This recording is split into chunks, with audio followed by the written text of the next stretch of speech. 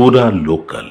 మీరు భగవద్గీత చదవడానికి మీకు ప్రేరణ ఇచ్చిన శ్లోకం ఏంటి భగవద్గీతలో?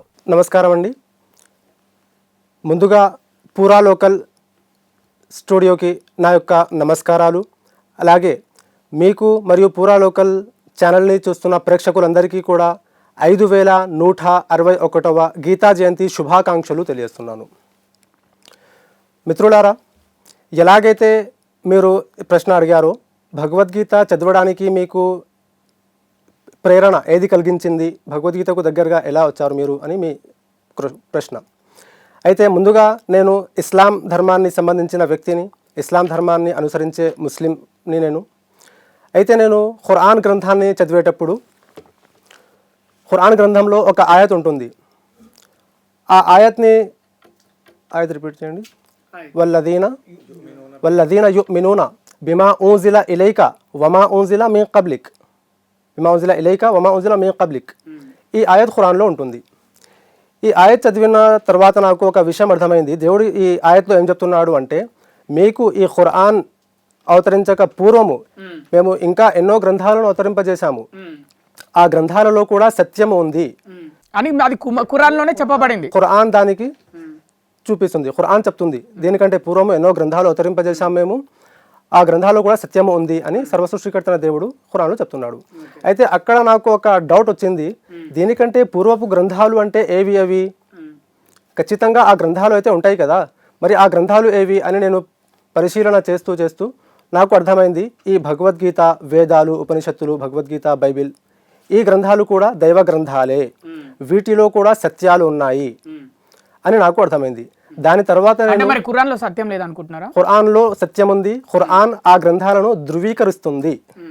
ఎలాగైతే మనము ఒక ప్రాపర్టీ కొన్నామనుకోండి, ఆ ప్రాపర్టీ కొన్న పేపర్స్ వెనకాల ఇంకా ఒక పేపర్ వస్తుంది. ఏ పేపర్ అది? ఇంకో డాక్యుమెంట్ వస్తుంది. ప్రాపర్టీ డాక్యుమెంట్స్తో పాటు ఇంకో డాక్యుమెంట్ వస్తుంది. ఆ డాక్యుమెంట్ ఏంటి అంటే లింక్ డాక్యుమెంట్. ఆ లింక్ డాక్యుమెంట్ ఏం చేస్తుంది? అది తప్పు అని చెప్తుందా, లేక దానికి ధృవీకరిస్తుందా? ఉన్నది ఉన్నట్టు ఎప్పటి నుంచో డీటెయిల్స్ చూపిస్తుంది కదా. ఖురాన్ కూడా అంతే. వేదాలు, ఉపనిషత్తులు, భగవద్గీతలో ఏ సందేశం అయితే దేవుడు ఇచ్చాడో, దాని తర్వాత బైబిల్ గ్రంథంలో ఏ సందేశాలు అయితే చెప్పాడో, ఆ సందేశాలే ఖురాన్లో కూడా చెప్పడం జరిగింది అని ఖురాన్ ఆ వాక్యాలను ధృవీకరిస్తుంది, సాక్ష్యం ఇస్తుంది. సరే, మరి ఖురాన్ చెప్పిందని బైబిలు ఇంకా భగవద్గీత చదివిరని చెప్పారు. మరి ఈ మూడు చదివినప్పటికీ మీకు బాగా ఏ గ్రంథం నచ్చింది? మూడిట్లలో ఏ గ్రంథం బాగా నచ్చింది అంటే, ఈ మూడు గ్రంథాలు వేరు పర్సన్స్ అవతరించారు అంటే అప్పుడు నేను చెప్పేవాడిని ఈ గ్రంథం నాకు నచ్చింది అని.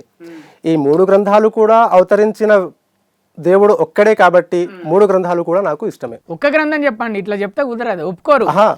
ఒక్క గ్రంథము అంటే ఒక్కొక్క గ్రంథము ఒక్కొక్క వ్యక్తి, ఒక్కొక్క పర్సన్ అవతరించాడు అనుకోండి. ఉదాహరణకు ఫర్ సపోజ్ ముగ్గురు దేవుళ్ళు ఉన్నారు. హిందువుల దేవుడు, ముస్లింల దేవుడు. హిందువుల దేవుడు ఈశ్వరుడు, ముస్లింల దేవుడు అల్లా, క్రైస్తవుల దేవుడు జీసస్ యెహోవా అని అంటున్నారు.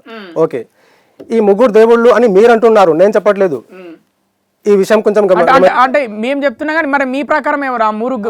అక్కడికే నేను వస్తున్నాను. మీరు చెప్తున్నారు ఈ ముగ్గుళ్ళు దేవుళ్ళు అని, నేను చెప్తున్నాను ఈ ముగ్గుళ్ళు దేవుడు అని మీరు చెప్తున్నారు కదా. వారు ఒకవేళ వేరువేరు విధంగా వేరువేరు దేవుళ్ళు ఉండి వేరువేరు గ్రంథాలను అవతరింపజేస్తే దాంట్లో మనకు సెలెక్ట్ చేసుకోవడానికి ఒక ఆస్కారం ఉంటుంది. ఈ గ్రంథం నాకు నచ్చింది, ఈ దేవుడు నాకు ఇష్టము అని. కానీ ఈ మూడు గ్రంథాలు కూడా అవతరింపజేసిన దేవుడు ఒక్కడే ఉన్నప్పుడు దీంట్లో సెలెక్ట్ చేసుకోవడం అనేది ఉండదు. ఆ ఒక్కడు మనము వేరువేరు భాషల్లో వేరువేరు నామాలతో పిలుస్తాము. హైందవులైతే సర్వేశ్వరుడు, సర్వసృష్టికర్త, అక్షర పరబ్రహ్మ దేవుడు అని వాళ్ళు పిలుస్తారు. క్రైస్తవులైతే యెహోవా తండ్రి అని వాళ్ళు పిలుస్తారు. ముస్లింలు అయితే అల్లా, రెహమాన్, రహీం అని వాళ్ళు పిలుచుకుంటారు. కానీ ఖురాన్లో ఏ ఒక్క ఆయత్లో కూడా దేవునికి నిర్దిష్టమైన ఒక్క పేరు మాత్రమే ఉంది అని చెప్పడం లేదు.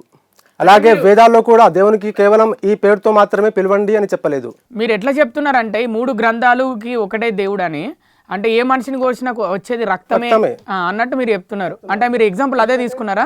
ఎగ్జాంపుల్ గా కాదు, వాస్తవం అది. ఎందుకంటే ధర్మము అందరికీ ఒకే విధంగా ఇవ్వడం జరిగింది, సత్యము అందరి దగ్గర ఉంది. ధర్మాన్ని మార్చేవాడు ఏ ఒక్కడు కూడా మన భూమిపై పుట్టలేడు. ధర్మం ఎల్లప్పటి నుంచి ఉంది, ఎల్లప్పటి వరకు కూడా ఉంటుంది.